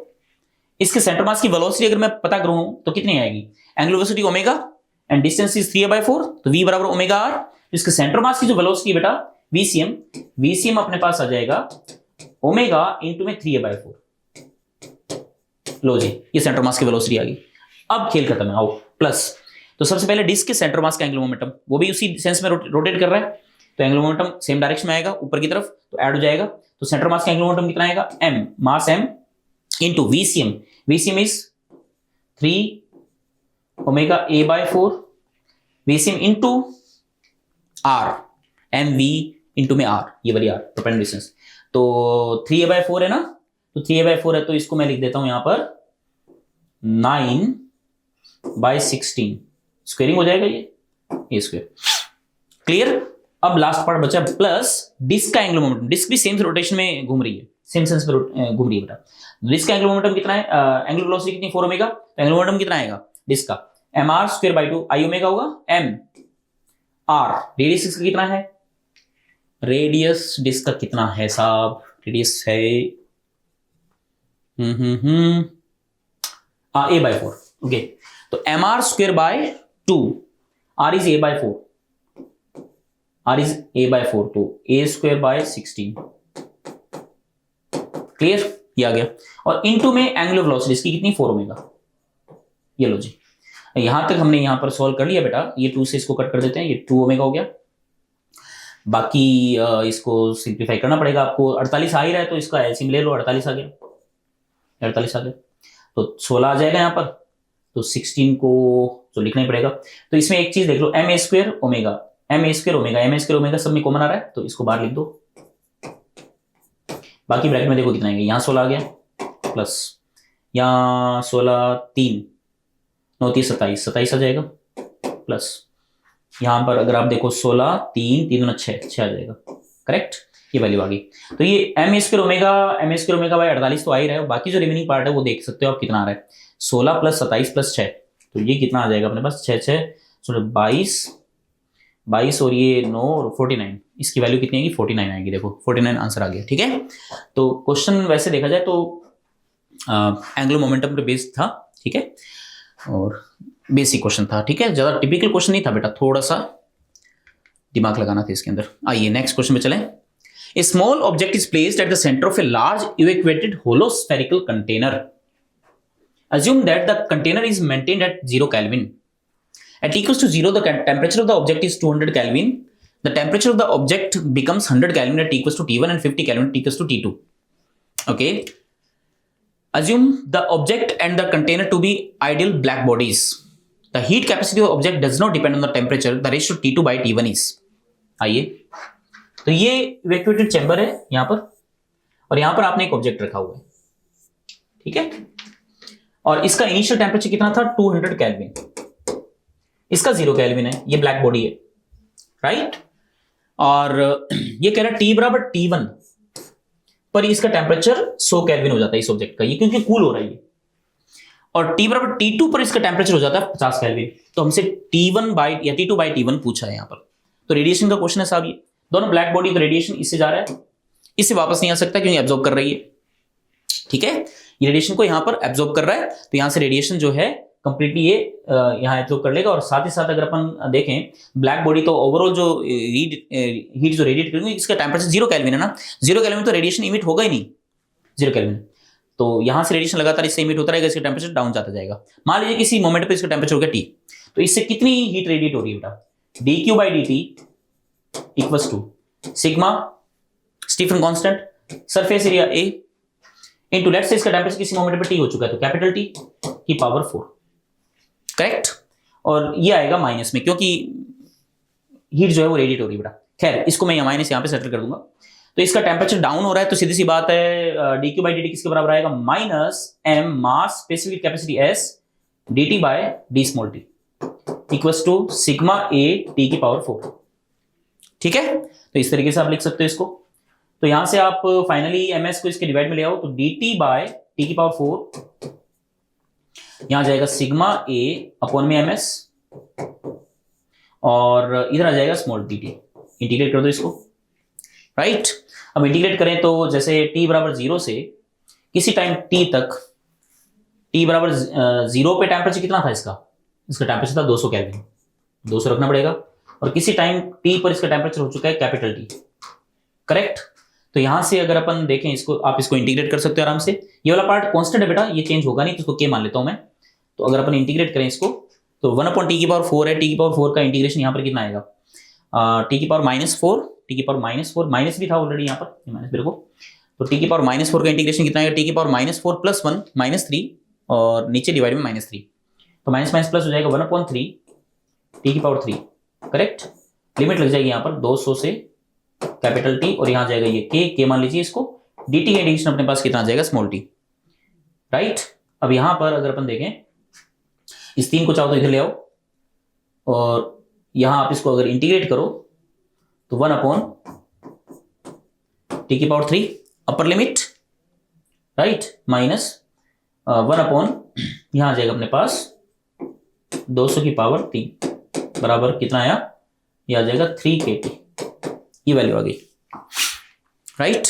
तो यहां तक अपने पास ये इक्वेशन बन चुकी है। चलिए अब अपन इसमें वैल्यू रखते हैं। सबसे पहले ये कह रखा है कि जब टेम्परेचर 100 केल्विन हो जाता है तब टाइम t = t1 है, और जब 50 केल्विन हो जाता है टाइम हो जाता है t = t2।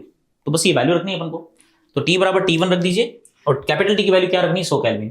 तो 1/100³ minus 1/200³ equals to 3k into में t1, ये इक्वेशन आ गई। और दूसरे वाले केस में जब t = t2 रखोगे तो उस केस में t की वैल्यू, कैपिटल T की वैल्यू 50 रखनी है, मतलब इक्वेशन बनेगी 1/50³ माइनस 1/200³ बराबर 3k t2, है ना। तो इस तरीके से आप t2 के लिए भी आप वैल्यू रख सकते हो बेटा। जब आप ये वैल्यू रखेंगे देखिए उसी तरीके से, तो t2/t1 की वैल्यू अपने पास कितनी आ जाएगी, 9 आ जाएगी, ठीक है।